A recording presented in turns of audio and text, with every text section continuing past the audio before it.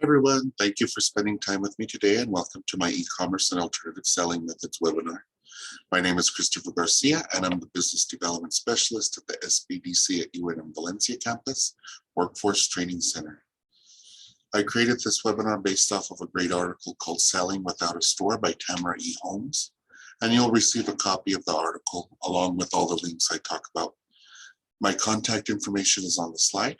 And a PDF, and actually I've just changed that phone number from 925-8980 to 925-8983. I'll send you the follow-up email and I'll show that to you now. So let me bring that up.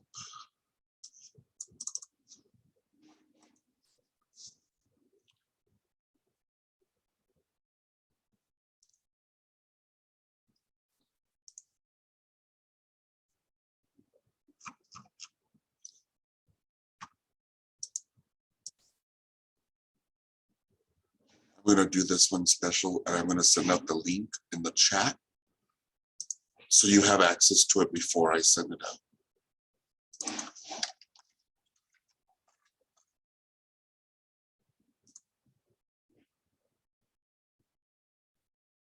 So let me preview that.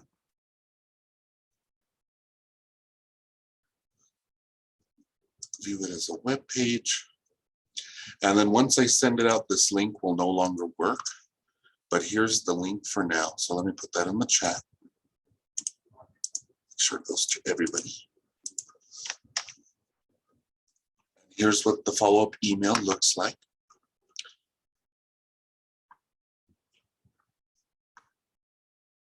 And let's see, where's that Selling Without a Store by Tamara E. Holmes. She was ahead of her time. She wrote this in, I believe, 2012, and she was far ahead of her time. So let's go back to our slide presentation.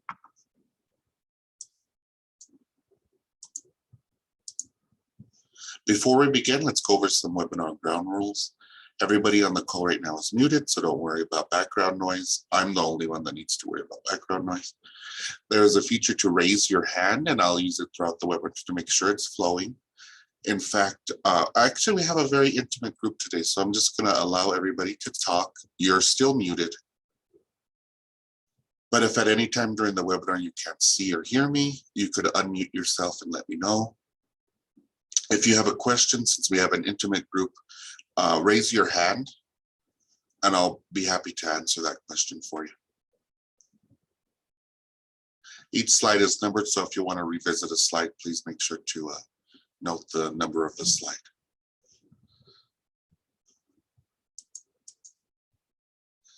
This slide includes 3 topics for upcoming trainings. They're a little bit dated from January, so I want to direct you towards our website, www.nmsbdc.org.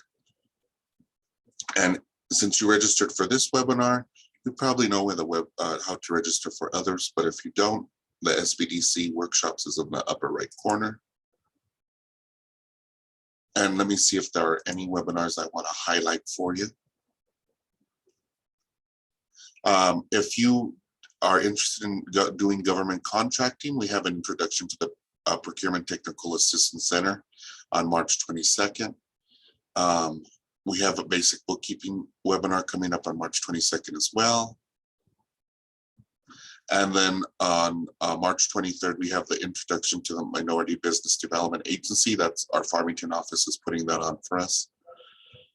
And then at the end of the month, we're going to do an introduction to the International Business Accelerator if you're interested in selling across the border. Go back to our slides.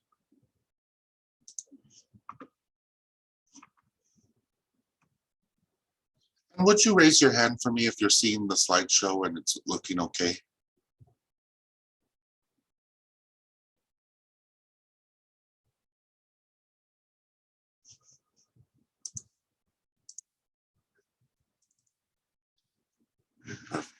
Thank you.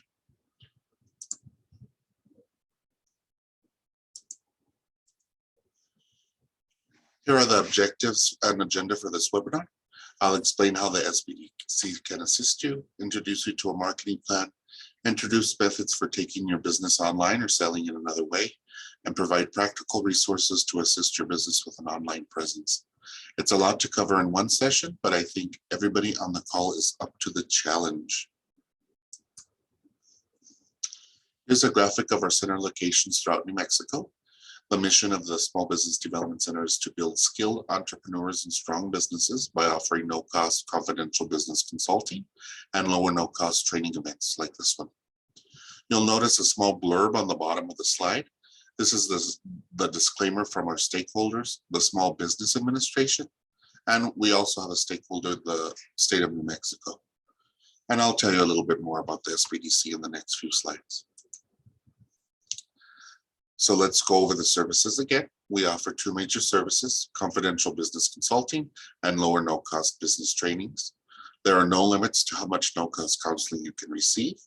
And we have centers throughout New Mexico, so there's sure to be one close to you.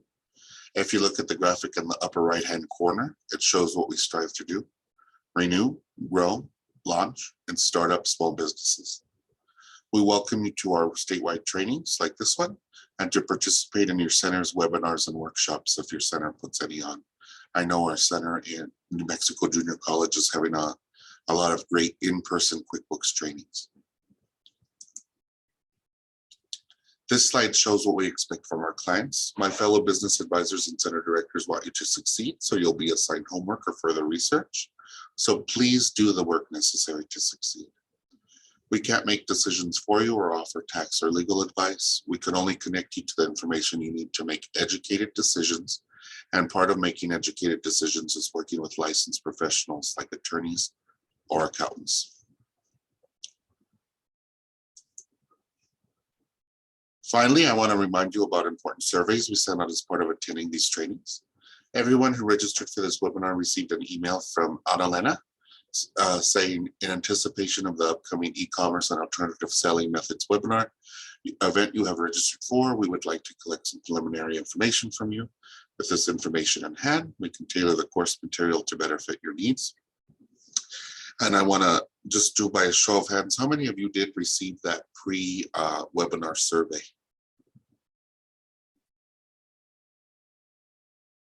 I don't see any hands going up, so I do want you to look for that in your junk or your spam folder. And I want to let you know that you will receive, oh good, I see a hand, thank you. And you'll receive a post-webinar evaluation in an email, so please look for that in your junk or your spam if you didn't receive it in your regular email box.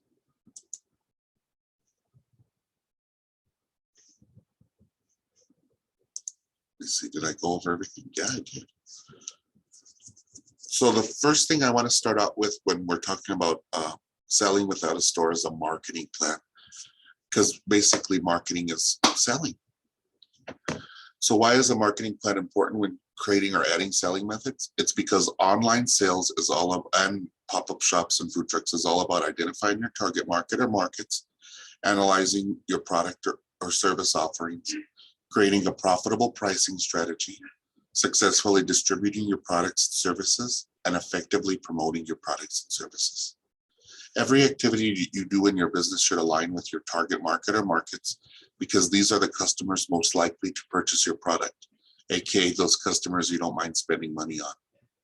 If you think everybody in the United States is your target market, think again. You'll most likely go broke promoting your products to everybody. So create the perfect customer in your mind, then describe him, her, or it, or there might be more than one. If you read marketing books or literature, they often refer to this as creating an avatar. I'll also show you a great research tool offered to you at no cost by the SBDC. For example, if you made and sold women's clothing in Belen, New Mexico, but you have to take your business online because sales were down due to COVID restrictions. Your ideal customer would be a woman with a household income of $100,000 or more, purchases clothing and shops online. If the clothing you sold was Western wear, you might think of looking for women with interest in bull riding, farming, and country music. And if your products are modeled after a famous country music singer, you might want to target those who listen to, say, Taylor Swift, because I'm a Swiftie. Now that we've identified our ideal customer, we can tailor the products and services to meet their needs and wants. The research tool I will talk about later suggests the most popular products in women's clothing are accessories, tops, bottoms, dresses, and outerwear. Say you've also been selling products in your store, so you know what products are hot sellers, high profit items, and unique to your store. It's important to keep your online inventory lean because you are charged per posting, per photograph, and per sale in some cases. It's also very time consuming to photograph these items, write descriptions, post them online, accept orders, ship, and handle returns and exchanges. So choose wisely and most importantly, profitably. Price is also a very important factor in online sales. You may have lower overhead when selling online, but you have other costs to think about like posting fees, payment fees, monthly subscription fees, yearly website fees, website or online store maintenance, time for fulfilling orders and time for customer questions and emails, and times for returns and exchanges. It also entails navigating through websites, online marketplaces, payment processors, and much more. Do you have the skills that you need, or do you need to hire somebody? There may be other online sellers selling the same product for more or less than you. So research the selling price online. And there are two common methods for setting a selling price: cost plus and market pricing. If you have a unique product, or say you manufacture something, you can set a price by figuring the cost and adding a markup. If you sell a common product, you can research the selling price on online marketplaces by visiting store websites or by doing a Google shopping search. So since we're selling online, why is the place or distribution important? It's because we have more choices than ever for selling products online and fulfilling orders. You can choose to sell your products from your website. You could use an online marketplace. You could offer pickup and delivery, and you could use a third-party app for pickup like the Amazon Hub. And I think it's pretty cool that the All Subs in Las Vegas is the home to the Amazon Hub.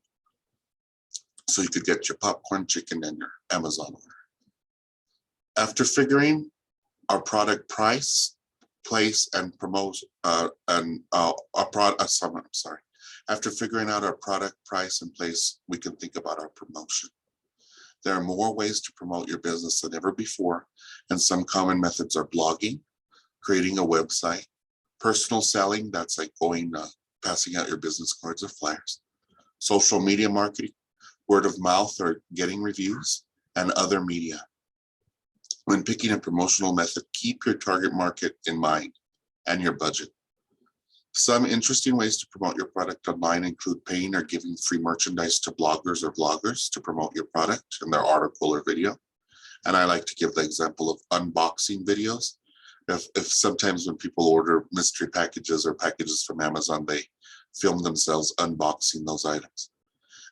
Or if they are a lifestyle expert.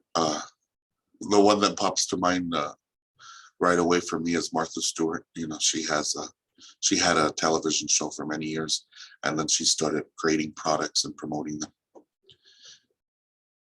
You could use social media and pay for ads. And most importantly, you could claim your Google My Business presence and your presence on other search engines like Bing,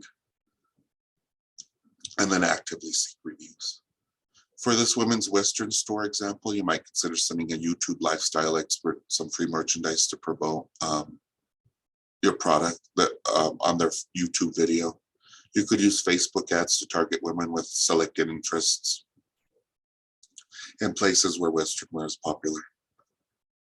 Or you could send a postcard to, say, your repeat clients, letting them know that you have an online store.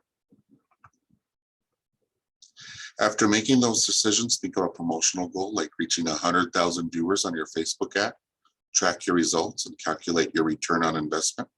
So say you spend $100 on a Facebook campaign and you reach 75,000 viewers, the cost per view is less than a penny, and that's a pretty good campaign.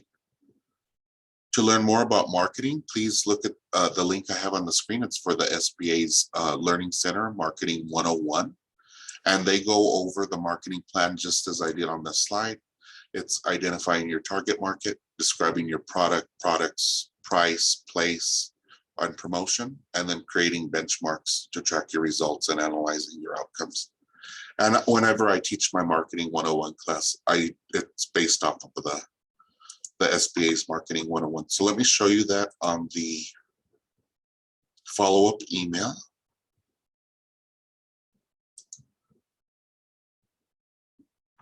So there's the direct link to the SBA's Marketing 101. And they have a bunch of videos. They say it takes like 30 minutes to get through them all, but it took me like an hour. And then most importantly, at the bottom, they have the marketing checklist. And if you do take anything away from this marketing lecture, it's to visit that website and look at their Marketing 101 checklist and their Marketing 101, a guide to winning customers. And the Marketing 101 guide to winning customers is a nice fill in the blank template of everything we covered in the slide. And it really helps put your ideas into perspective. So, I suggest doing that maybe once, twice a year if you don't change your products up very often, and it'd be very helpful for you. So let's return to our slides.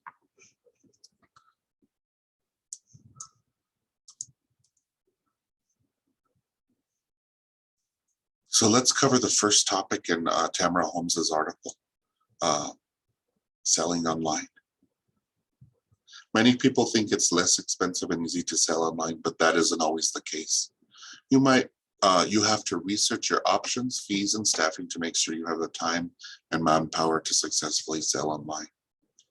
There are two options for selling online: selling directly from your website, and then you could use a third-party site like Shopify. Shopify connects to your website, and then they provide a template marketplace for you to sell your products. Or you could use an online marketplace like Amazon, Etsy, or eBay. The pro of selling from your website is you save on marketplace fees. The con is you're doing all your own marketing, search engine optimization, web maintenance, you're tracking orders on your own, and you're taking the liability of processing and storing sensitive data. Using online marketplaces is easier because they process payments, track orders, create policies, market your products across the web and to their existing customers, and have an established clientele. And if you've ever purchased anything from eBay, Amazon, or Etsy, you probably get tons of emails with product suggestions. Maybe you'd like this pair of shoes. And then let's look at this here. Yeah, if you're marketing or if you're selling straight from your own website, you have to do all that search engine optimization, and that's can be tricky to do. If you don't have a website already, you have to create one. And whether you use a web designer or an online website builder, there are three components to every website: the domain or the web address, the code or what we see, and the host for putting your website online. All of these have costs associated with them, requiring monthly or annual payment, maintenance, of course. So choose your provider wisely. And you could have a provider who could do all of these things for you. They could register a domain for you. They could build the code for you, and they could host the website. Or you could have a different provider for each of these three components to a website. It just depends on what works best for your business. And then when opting to sell online, ask yourself if you have the processes and staff to successfully sell online. There must be someone to list items, change prices, photograph your items, which was my least favorite thing to do, write product descriptions, maintain a website or an e-commerce profile, return customer emails, fulfill orders, ship orders, and handle returns and exchanges. Each marketplace is different, and you could use one or many, but they all require time. And like one of my favorite bands is, your garden will never grow unless you bless it with your time. Fees run about 17% for product listing and payment processing on the online marketplaces.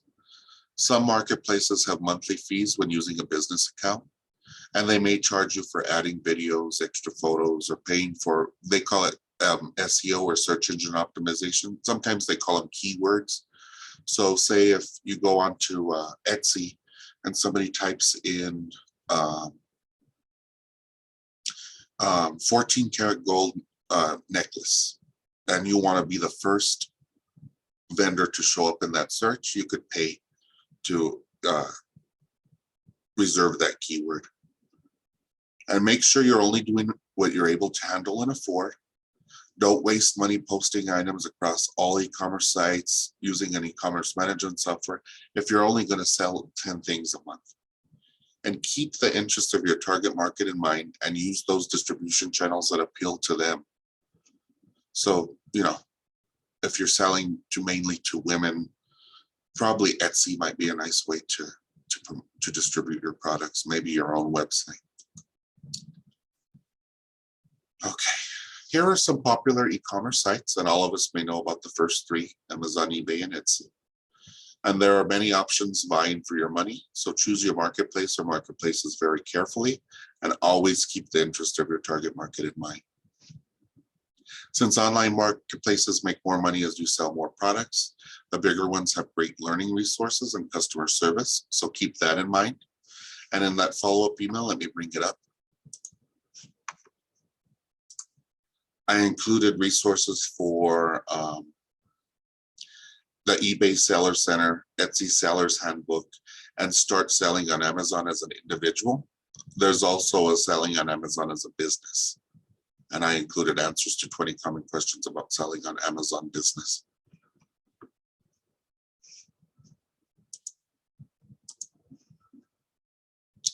They also have great blogs. Shopify, for instance, has a great blog about selling online. And every year they post a blog about what's hot to sell online. And let me give you a little guidance here. If you sold mass-produced women's handbags, say, Amazon might be a better option for you. If you sold vintage women's dresses, eBay may be your main portal. And if you sold hand-knit women's cardigans, Etsy would probably be your best bet. And I always use the example of a women's clothing store in this webinar because women are the main consumers, and they're the people most marketed to online. And sites like Shopify are e-commerce marketplaces that offer web design services, and Shopify actually teams up with Weebly. You don't get a lot of options when creating a website on Weebly, but using Shopify is really neat and easy. Large WYSIWYG website builders, and what WYSIWYG stands for is what you see is what you get, offer e-commerce apps. So for Wix has their own Wix store app, and they have two other apps that they work well with. You could use WordPress, which is usually the industry standard in creating a website, and they work very well with a lot of third-party apps for selling or e-commerce marketplaces.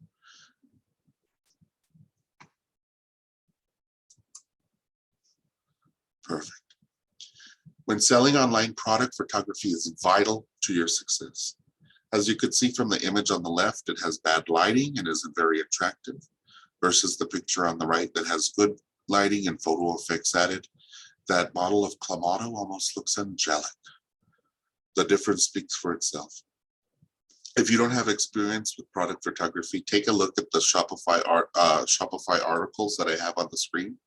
The Definitive DIY Guide to Beautiful Product Photography and the Beginner's Guide to Product Photography. And let me pull up that follow-up email.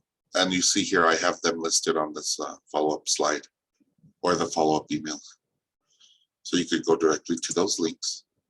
They're probably the best articles I've ever seen about product photography. And when I had started selling online, if I had the option to if I had read those articles, I might have saved $100 because I bought this fancy little photograph studio thing. And it's no better than the piece of poster board they suggest you put on the wall. You tape to the wall, photograph the products with. Let's see here. And if you don't have experience with product photography, you could, of course, look at those articles. You could hire a photographer, and you could use a stock image website, or ask your wholesaler, say you retail products from a wholesaler, if they have photos you could use. And I want to tell you, be careful when using photos online because they may be copywritten. So first, let me talk to you about Fiverr. I listed a link for Fiverr on the screen. And I just did a quick search on Fiverr. And my computer hates when I try to open links from a PowerPoint presentation.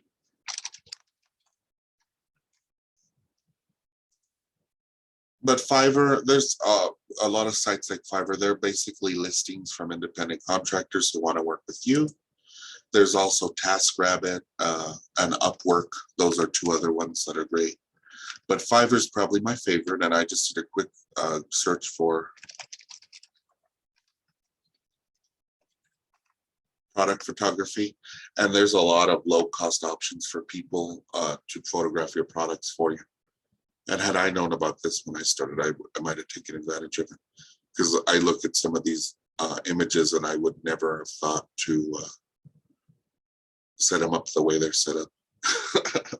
Never in my life.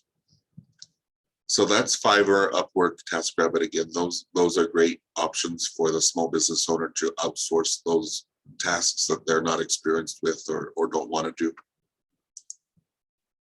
And then I mentioned stock image websites. So when you're developing a website, you can't just use any photograph off the internet, and because they may have a copyright attached to them.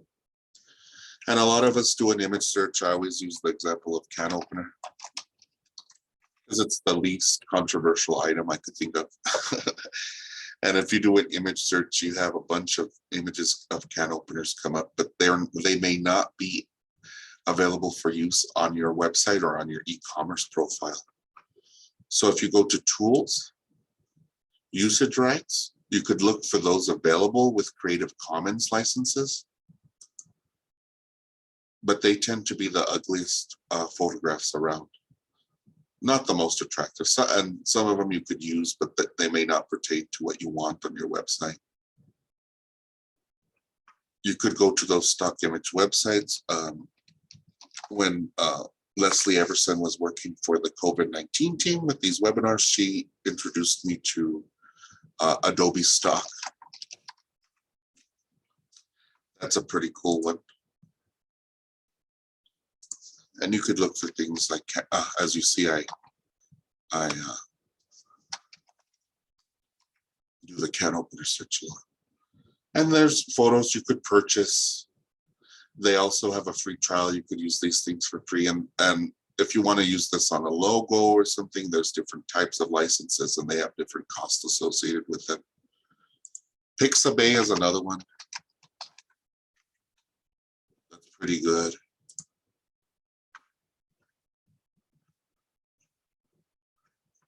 Photo Splash.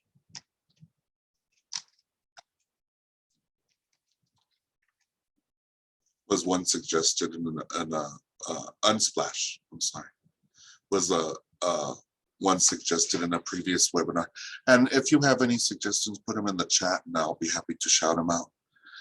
If you're using a WYSIWYG website builder like Wix, Weebly, Squarespace, they often have a stock photo library, and you could choose from the stock photos they have available to you. But just be cautious when using photos on the internet, for sure. It's best to take your own. Next, I want to talk about writing a compelling product description. And here's an example of a good and bad product. The top one is from a seller on eBay, and the bottom one is from a seller of women's boots called shopchuka.com. Let me open the Shopchuka link so you could see what they're selling here. They're selling these women's rain boots. And let's see, I'm sorry, the description on the top, it has bad, it's just horrible on description of a reseller on eBay.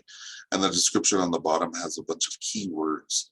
So whenever you're writing a product description, think about keywords people associate with the product you're selling. It must appeal to your target market's needs and wants. It has to be very descriptive. And again, use those keywords that increase search engine optimization. And if you need help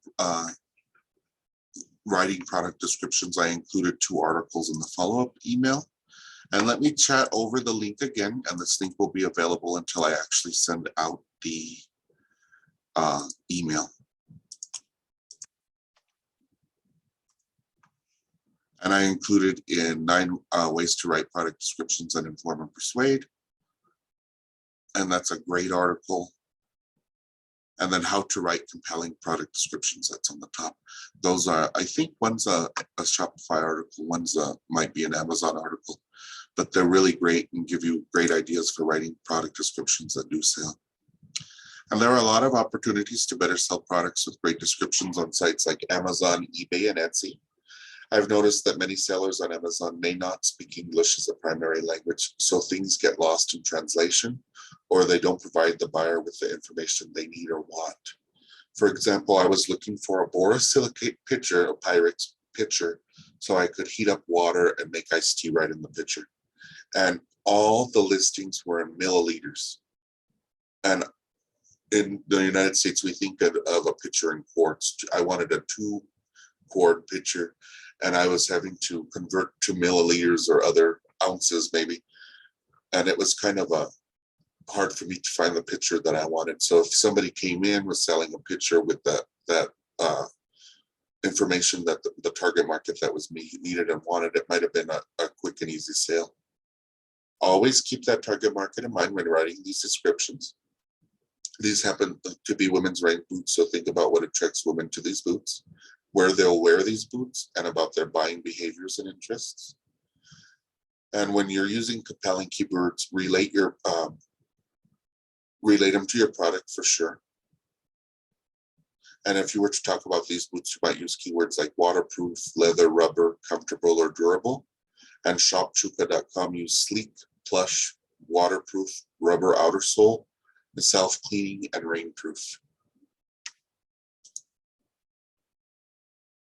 Okay, now that we talked about selling online, let's discuss pop-up shops and flea markets. I group these together because they have many of the same requirements, but they cater to 2 different markets. Pop-ups cater to maybe a higher end market, and flea markets to a more general audience.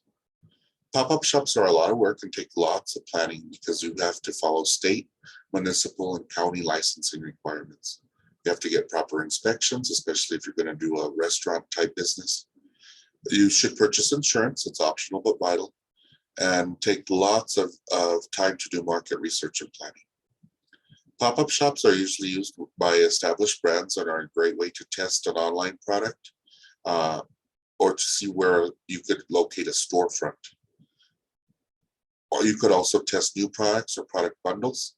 And of course, you could test the location and the demographic.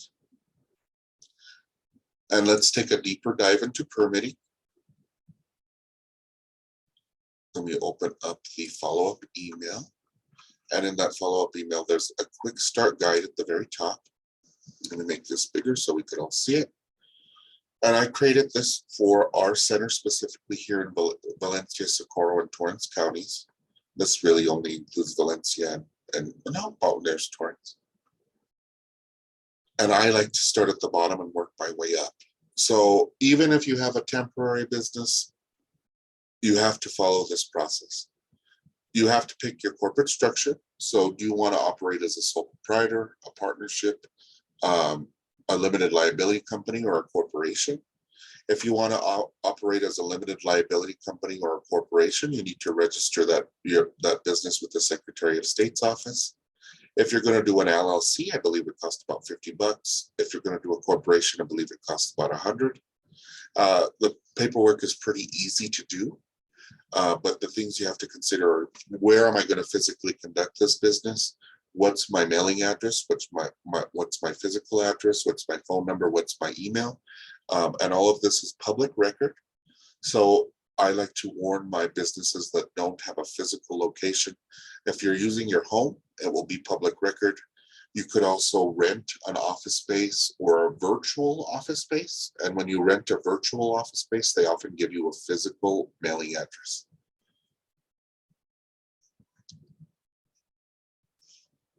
And after you decide what you want to do as far as business structure, you need to get your federal employer identification number. Even if you're a sole proprietor, you should still get a federal employer identification number. And you need that to, it will be used on all your federal filings.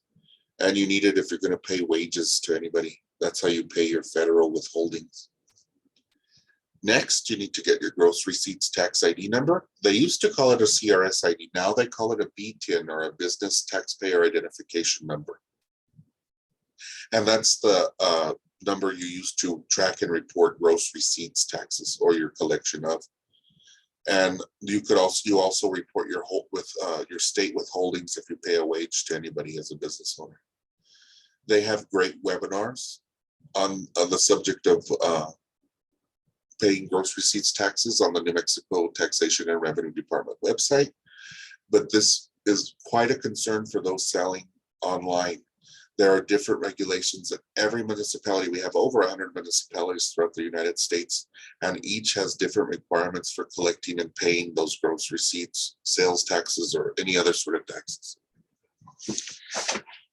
That's why one of the reasons I like to use an online marketplace instead of selling directly from our website, because they collect the gross receipts taxes for you. eBay will collect the gross receipts and pay it for you. If you use Shopify, they will track the gross receipts for you, but you are responsible for paying them to the municipalities.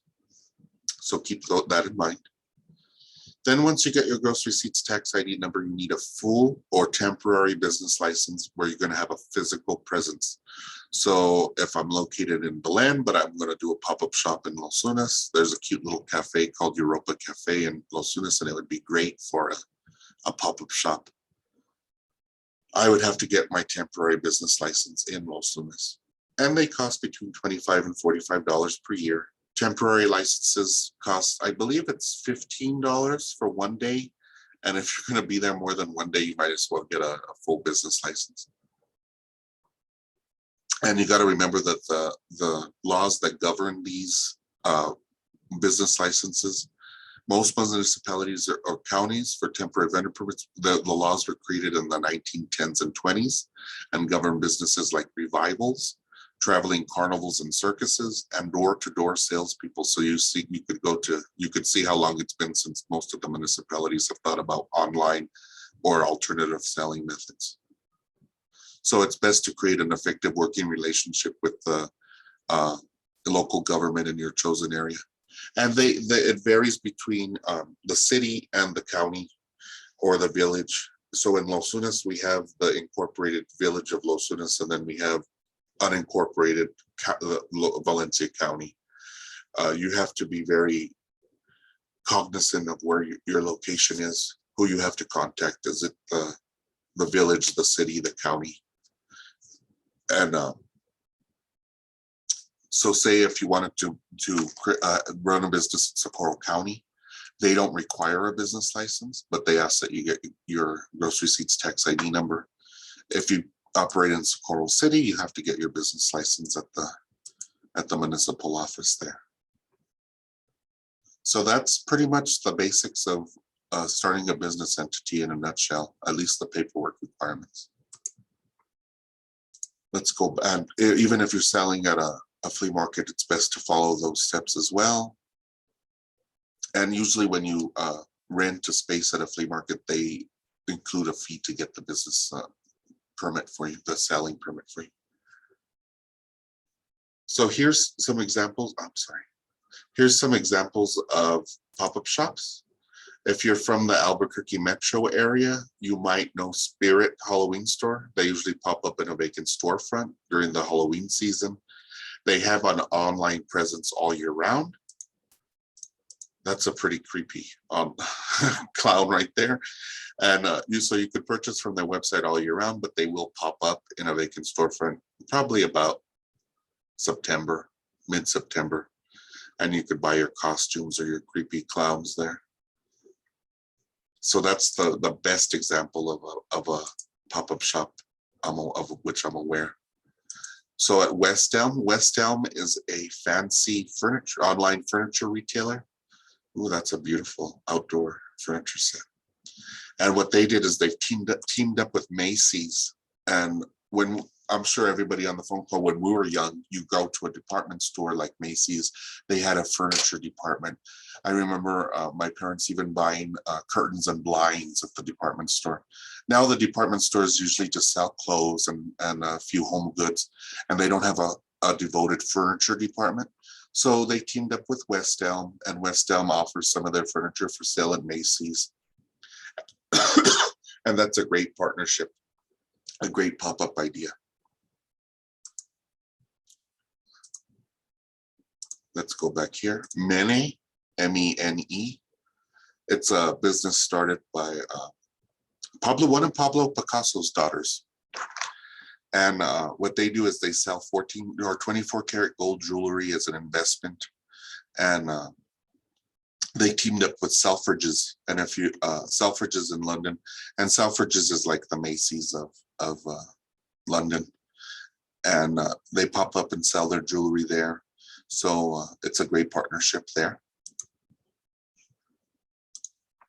And then the most appetizing of my examples is the Cheetos pop-up restaurant. And as they say in the article, and it's classy. So what Cheetos decided to do, it's more of a marketing stunt than it is a pop-up shop, but you could do something like this, food related, if you wanted to.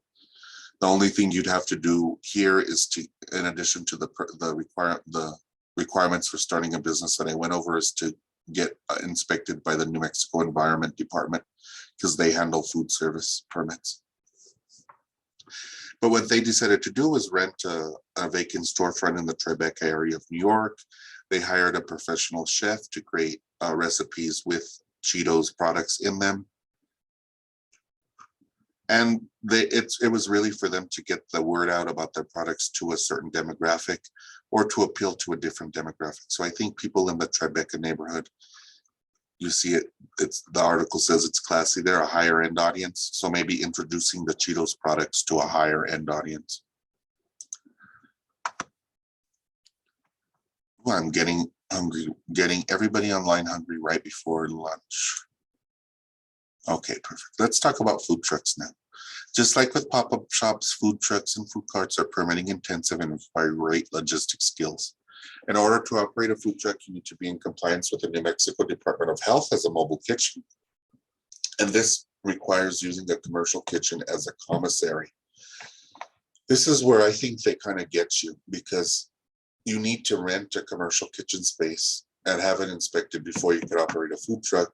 Some cases they let you use the food truck to sell food, but if you're going to sell meats or perishable items, they really make you use a commissary. So that's an extra expense to think about when running a food truck. After that, you have to find a commercial space to park your food truck, and it really should be a commercial space that you rent with a lease from somebody, because you should be getting that full or temporary business license wherever that physical location is. And at least here in Los Lunas, if you're not renting a physical location from somebody, they ask you for a lease. If you don't own the piece of property you're selling off of, they ask you for a lease, and they make sure you're able to operate a business through that lease. And that could be a little bit complicated. And then you have to consistently park in that area. You should also consider a location with lots of traffic and a high concentration of your target market. This type of distribution is great for testing a new product for an established brand, or testing a location for a new business. It's important to make a good working relationship with your chosen area's planning and zoning department, because they can make or break your business idea. I mentioned target market earlier, and you need to draw awareness to your business, and this means promotion. How are you going to reach your target market, especially if you are in more than one location a week? Do you need a website? Do you need to advertise on social media?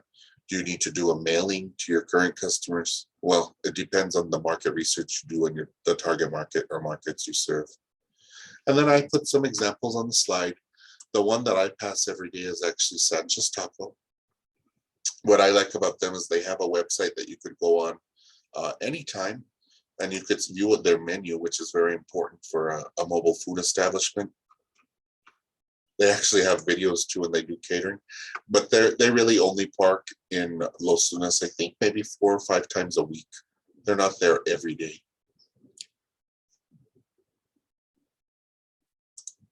And then I put some other ones with Love Waffles. The other two only promote their business on Facebook. Let's go back to our slides. So I talked about research tools earlier in the presentation, and I want to demonstrate them for you so you could see how helpful they could be. So let's look at the basic ones that I want to show you today. Census Business Builder, it's a free database that you could use for market research. So let me go to that one first since it's free. And raise your hand for me on the call right now. Is anybody doing a pop-up or a food truck?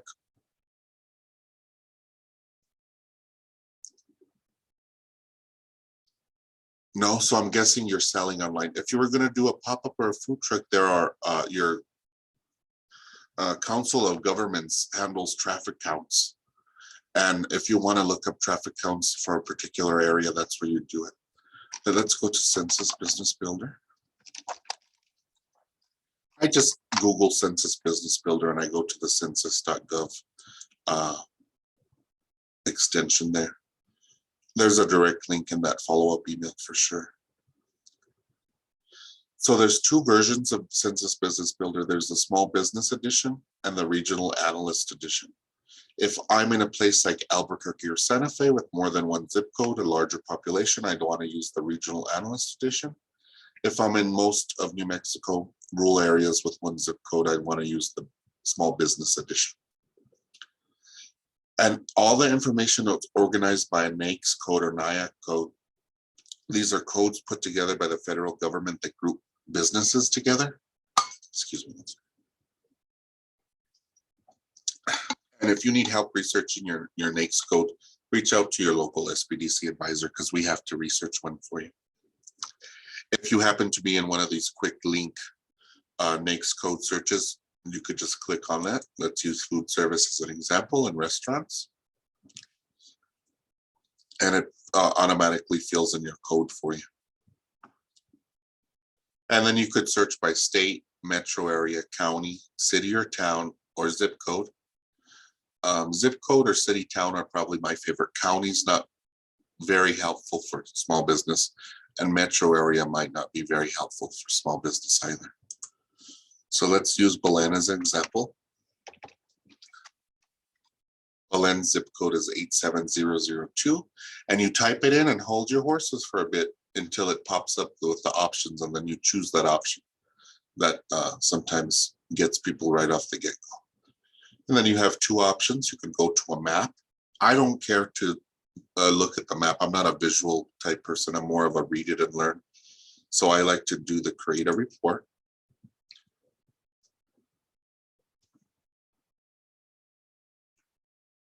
And let's see what kind of information comes up in this report.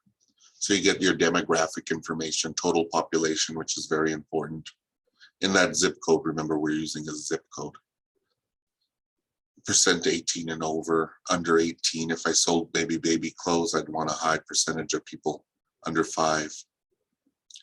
Different racial breakdown. Next are the socioeconomic characteristics, median household income, educational attainment. If just as a rule of thumb, if I'm doing a retail establishment, I like to go into a place that has a median household income at or above the national average. And you see here the median household income in the United States is $62,843. The median household income in Belen is $42,925. That tells me that this would probably be a great place for a pop-up shop where you're not operating all the time in Belen, or an online type business. A food truck might do well, but probably not a permanent type retail establishment. Gives you information about housing characteristics. So if I have any tradespeople on the call right now, I'd probably want to go into a place that had high median owner-occupied housing unit value and very old homes. So I'm thinking Los Alamos. They have a lot of very expensive older homes there. And then my favorite part of this report, as you see, there's no data available for a lot of in rural areas, especially for some of the employer characteristics, like the amount of money per employee created by this type of business. But they always have the consumer spending part of this report, which it's my favorite. So we saw the median household income was about $43,000 in Belen. You see this is the average consumer expenditure. So we're spending more than we actually make in Belen. And it tells you how much the average household expenditure per year, average household. So the household expenditure per year. And there's different categories. So if you wanted to look at women's clothing, because we did that as an example in the slideshow, the average household spends $533.13 on women's clothing per year. I think that's pretty high, especially for a rural area in New Mexico. And there is not a women's clothing store in Belen. So you could start to see where there might be options for online selling, promoting to a certain area. Let me compare the stats of 87002 with Beverly Hills 90210.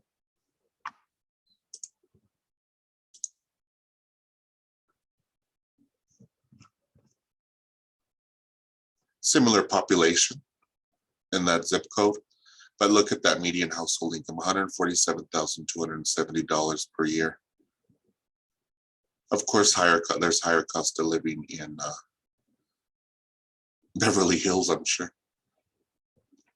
Number of housing units. So they have older housing units with much higher values. They don't even have a median owner occupied housing unit value. Again, there's not enough data in that zip code of Beverly Hills, even though it's a populated area. There's not enough data to give us those employment characteristics. But we could see what total consumer expenditures are. And let's look at women's apparel. So they spend almost 4 times as much on women's apparel in this zip code as they do in Belen, the zip code in Belen.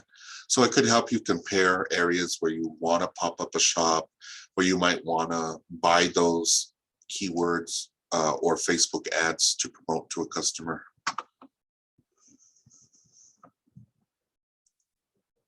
Next are the database I want to show you is a paid database. You have to visit with your local SBDC to get access to it. Oof, that's a scary looking dinosaur there. I want to go to the library at UNM.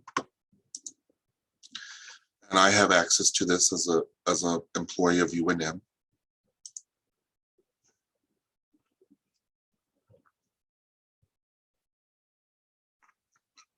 I want to show you IBIS World, so let's look for the eyes. And the hardest part of this is logging in, I assure you.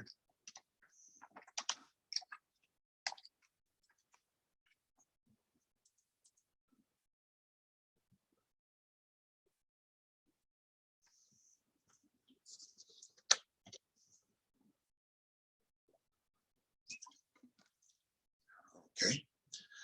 And what this database is it's industry analyst reports put together by economists and business analysts. And it talks about industries and specific businesses. What are the trends in it? What do they expect to happen over the next 5 years with the economy and this type of industry? So let's look at online e-commerce and online auctions, since we're talking about e-commerce and online auctions. I like to pull the full report for my clients. I don't like to look at it digitally. Again, I'm a read it and learn type person. This report was put together in October of 2021, so it's it's current. They're usually less than a year old for most industries. And let me show you what's in this report and how it could be very helpful to you in a new business venture. So we have our key external drivers. I like to call these key economic drivers also. So what drives e-commerce and online auctions in the US? So it's percentage of business conducted online, internet traffic volume, number of mobile internet connections, and per capita disposable income. And let's say it tells you who your suppliers are and your buyers. So we have first and second tier buyers, consumers, hobby and toy stores in the US, which I think is pretty interesting, and then educational services in the US. And then we have other types of stores, consumer electronics stores, computer stores, and office supply stores. Then we could go into the industry at a glance, and we could see which of the key externals are growing, declining, or staying the same. And in 2021, internet traffic was way up, probably because of pandemic restrictions. Percent of business conducted online was up. Mobile internet connections were up, and disposable per capita disposable income was up. And this will give you a glance at what they think revenue is going to do in this industry over the next 5 years. So between 2021 and 2026, it's projected to grow 8.6%. Profit in that industry was 12.5%. It's probably on a stable trend, maybe declining just a bit. Profit margin is 5.7%, which means for every dollar you make in the business, you're making about 6 cents in profit. And it was down in between 2016 and 2021. And I think it will probably go down as we have more competition. The number of businesses is projected to grow about 10.5% between 2021 and 2026. Employment has a growing trend, as does wages in the industry. Then it tells you what product and services are most popular in this industry. So let's see what the most popular type of product to sell online is. Clothing, footwear, and accessories, followed by home and office products. Gives you the strengths, weaknesses, opportunities, and threats.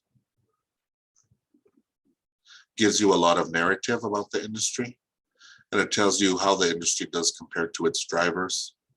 So revenue in that industry was way up when the percent of business conducted online went up and the amount of internet traffic went up. And they're projecting like a small decline, but this is where it was before the pandemic. It's not going to be too much lower than it is in 2024.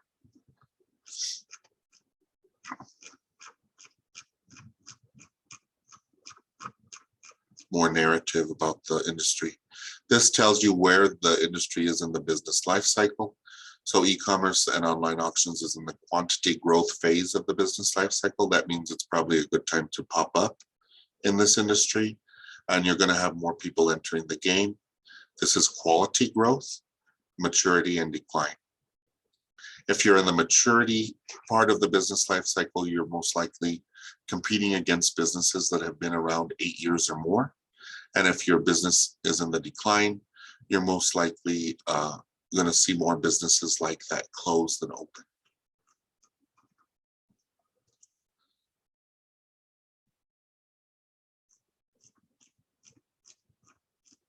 And then this is my favorite part of the report. It tells you who your major markets are. And this is across the United States. So this suggests consumers under the age of 34 are the major market. That's probably where you want to spend your money and time looking for your target market. Followed by those 35 to 54. And then this one surprised me, consumers age 55 and older. So just depending on what you sell, where you want to sell it and who you're targeting, this could help guide you in the right direction. So that's what I wanted to go over with IBIS World. And then we also have a database called Reference USA. Let me show it to you from a customer perspective. So it could pull leads of customers. Say you wanted to do a mailing, a postcard mailing. I could look for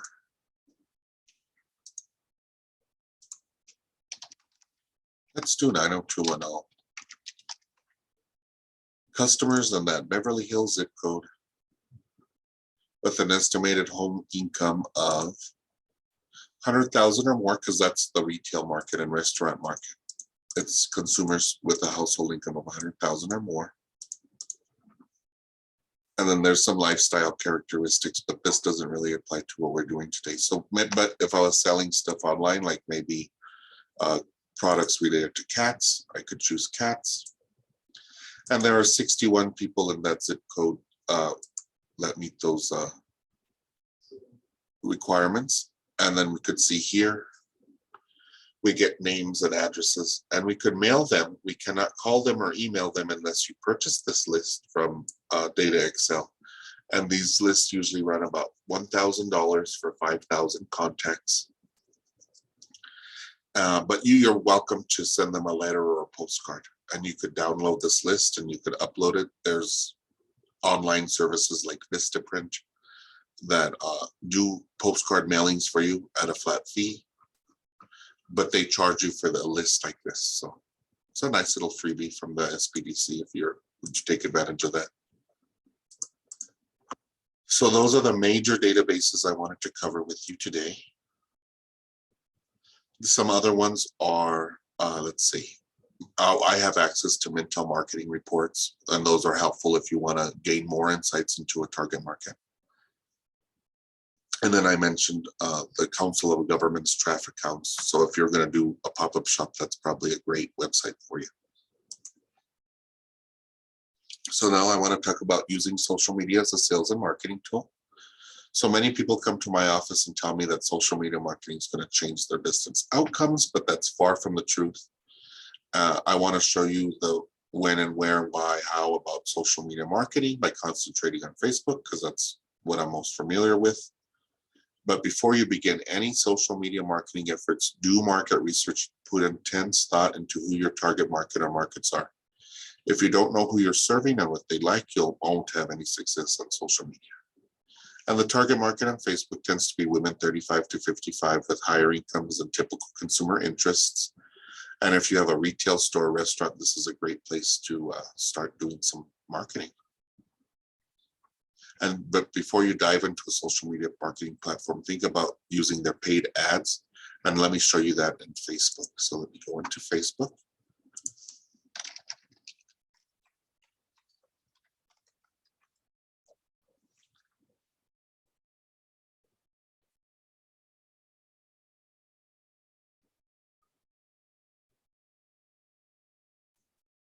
None of my friends posted anything vulgar, so I'm very happy.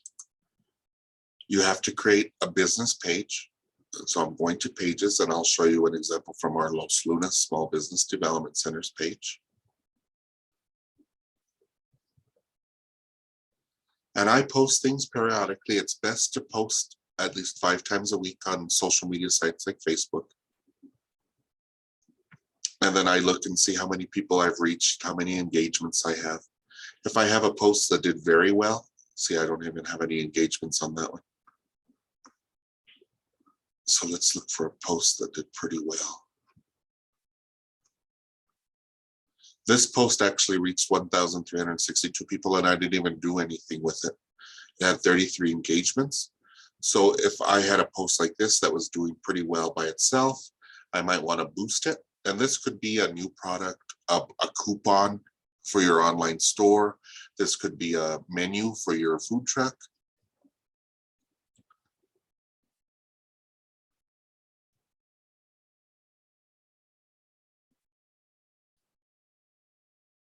And you could choose the button you want. So book now, learn more, shop now. This could be a link to your online store.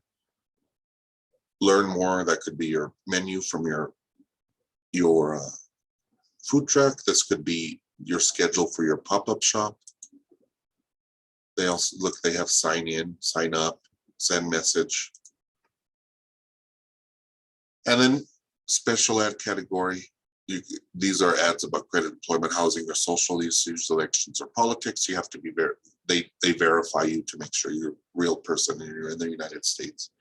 But if you're going to do a basic post or a boost, you could do smart audience, and that doesn't tell me very much when I look at the smart audience. But you could create your own audience, and since we did research on Ibis World, and say we're selling women's clothing online, we probably want to target women, remember, under 34.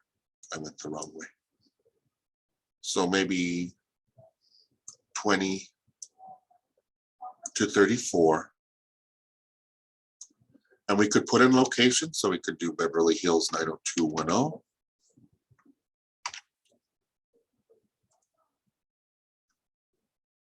We could do the state of California.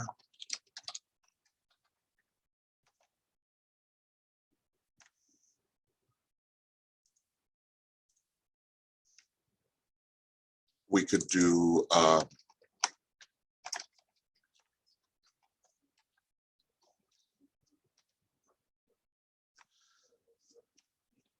We could do the city of Albuquerque. There's a lot of choices we have there, but we want to pick a scope. Where do we want to sell?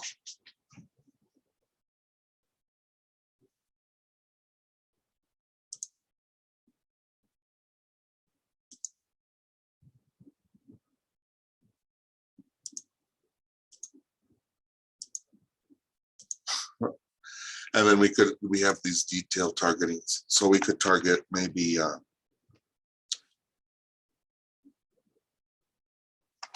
course, if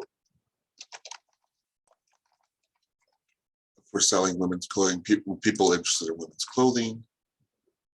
We could target people in income, household incomes in the top 5%. Those would be the richest. And then we could save that audience and promote to that audience. As you grow, I'm going to cancel this. As you grow, you could probably choose people you choose through targeting. That might be a good one for you. People who like your page and their friends, that might be another good one for you. And these are people living in Los Lunas, aged 18 to 65 plus. So that might be a waste of money there for me. I might want to target people with an interest in small business, probably 35 to 65 or 35 to 55. Mainly women. A lot of women view our items on Facebook. Then we pick a duration. So say we wanted to run this ad for 7 days, we have the option to do that. Then we put a budget, and the budget has to be, I think, $3 per day, $2 or $3 per day. $2 per day is the minimum. And then it tells you how many people you could reach and how many calls you could expect from that ad. And I think that's a pretty cost-effective way to promote your business on social media. Most of the social media platforms operate under the same circumstances as Facebook. And it's all the same. And as you see here, your payment method needs to be updated. And apparently I owe $3 of this account.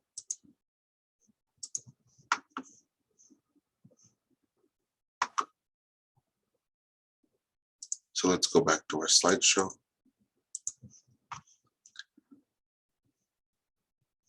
So that's a little bit about doing paid advertising on Facebook for a small business. As you see, I put a link here to www.facebook.com/business/learn. They have their own learning website. It's called Facebook Blueprint. Oh, and now it's called Meta Blueprint. And they have free online courses and certifications you could get for online marketing. And the lessons are very good.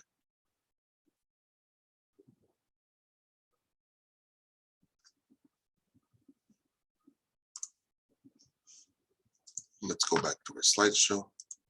I want to leave some time for Q&A. So let me see how fast I need to go. Okay.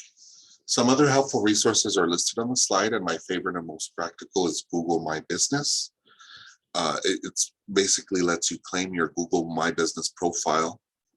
And if you don't have a physical location, let's claim that on the search engine. If you do have a physical location, you could do the search engine and the map. Let me show you an example of what I'm talking about.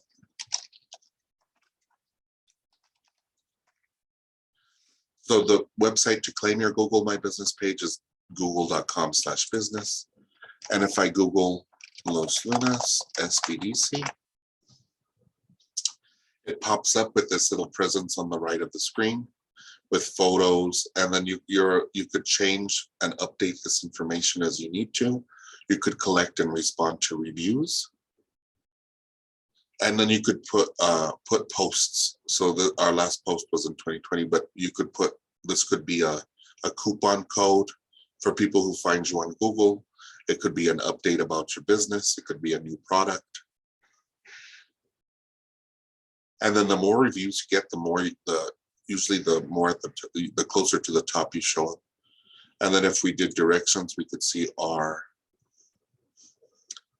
usually on the phone, when you hit directions, it takes you to the map. If you hit maps here, here's our presence on the maps. And say this was in the wrong place, I can move that little bubble, make sure if I claim my profile, I can move it down, up. So maybe I should, we're not on 280 Long Route anymore, we're on 1020 Hoonie Ranch. So I could update that on the location page. And then it tells you how many people viewed you this month, how they reached you, did they call you? So let me go to google.com/business. And let me sign in. I'm already signed in under my Gmail address. And here's what it looks like in the back end of the Google My Business. Here's that posts area where you could create new posts like offers, what's new, or events. Here's that info, that area where you could update your info. And like I said, here I could change our location to 1020.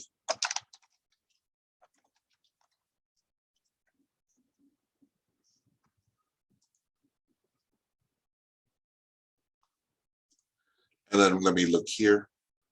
We're right across from La Vida Felicidad. So and I could move this to reflect my actual location, because in rural areas like Los Lunas, sometimes they have the wrong location. Could apply that. My favorite part about this, so say you're a food truck, you don't want to purchase a website and go through all that rigmarole. They actually offer a free website. It's very basic, but it lets you at least have a small online presence for your business. You could add services and products. Very important. If you sell products online, say from your own website, Google might not be aware of that. You could update that here, and you could list your products where you could buy them, and then you'll show up in a Google search or Google shopping search. You could delegate users. You could receive messages, and Google has a lot of apps for like bookings, messaging, and stuff like that. I opt not to get Google messages. And of course, you could collect and you could respond to your reviews.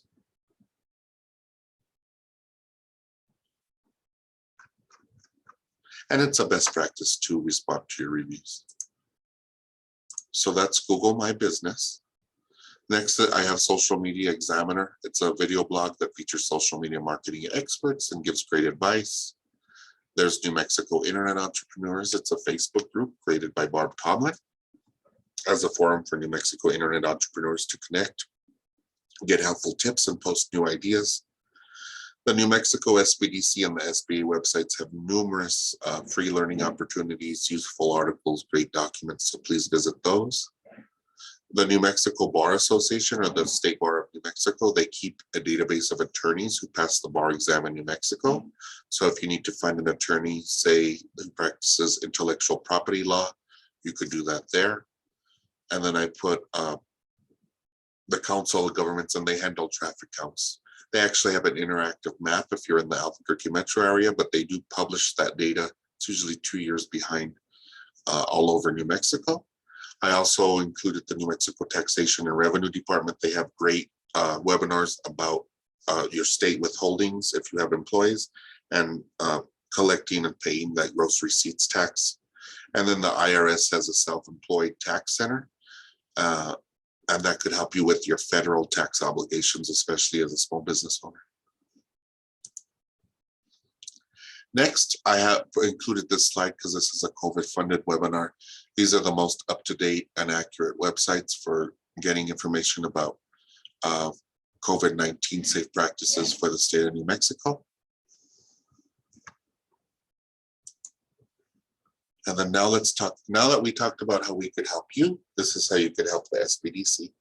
As part of offering our services, we need your help to ensure we're around for many more years to come. So we ask that you participate on our surveys, report economic impacts because of our assistance to your local SBDC center, write a letter of support to your local legislator about your experience with the SBDC.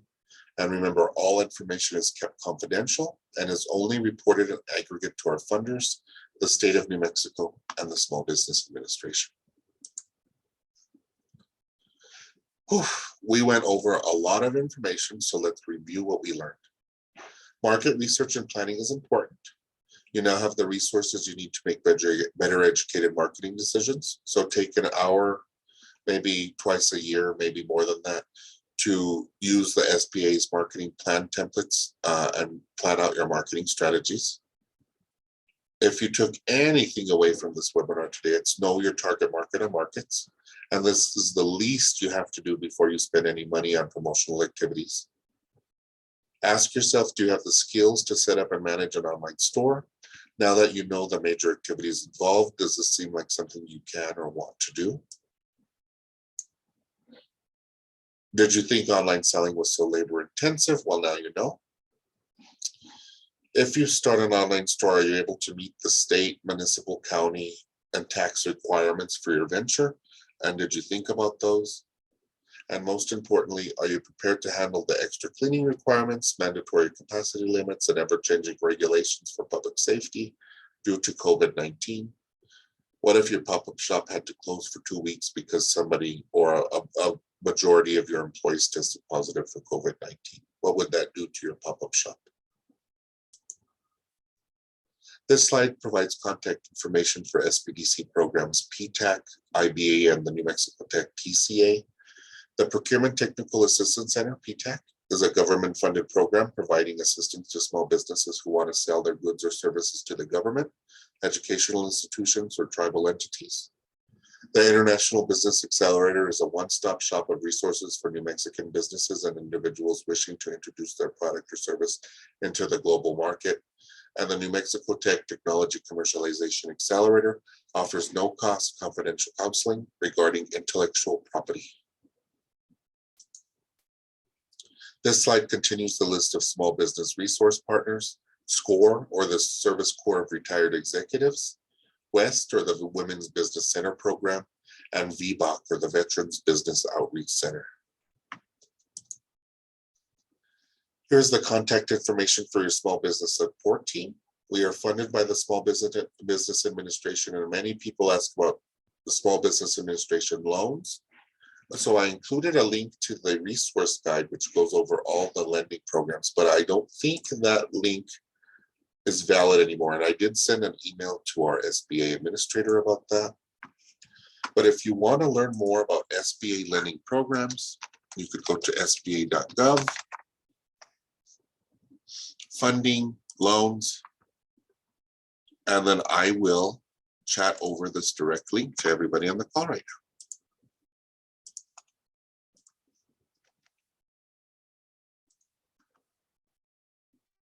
I'll remind you that the SBA doesn't directly lend, but they offer a loan guarantee program, which is like Richard Uncle Sam co-signing for you. The SBA will guarantee 80 to 90% of a loan in default if you meet their program requirements.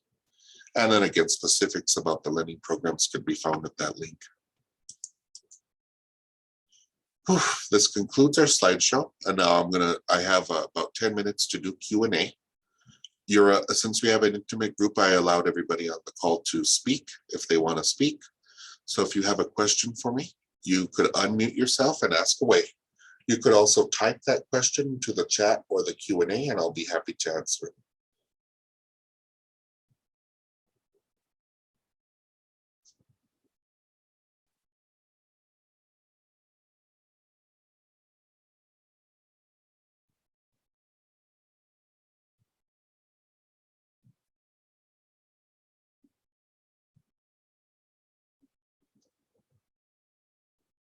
I don't see any questions in the Q&A or chat, and nobody has unmuted themselves to ask a question. So I think I will give you 10 minutes of your time back. Again, let me go to the first slide in this presentation.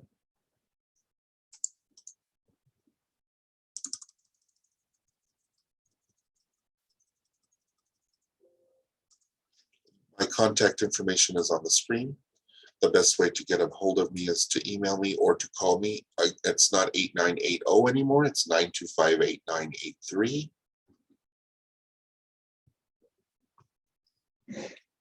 I will send out that email. You have the link to view it until I send it out. And I hope you've taken away a lot from this webinar. It's a lot to cover. And I encourage you to meet with me or your local small business advisor in your local area if you want to dive deeper into any of the topics I covered today. Again, thanks for spending time with me, and I hope to hear from you soon. I'm going to end the presentation for all. Bye-bye.